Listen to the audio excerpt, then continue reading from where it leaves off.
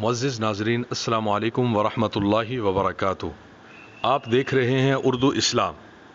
حضرت ابو ہریرہ رضی اللہ تعالی عنہ سے روایت ہے کہ رسول اللہ صلی اللہ علیہ وآلہ وسلم نے فرمایا، تم میں سے آج کس نے روزہ رکھا؟ ابو بکر رضی اللہ تعالی عنہ نے عرض کیا کہ میں نے۔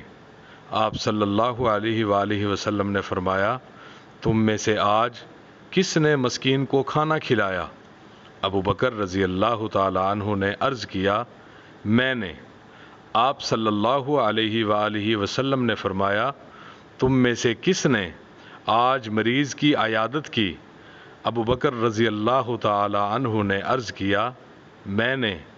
تو رسول کریم صلی اللہ علیہ وآلہ وسلم نے فرمایا، یہ سب کام جس شخص میں جمع ہو جائیں تو وہ ضرور جنت میں داخل ہوگا۔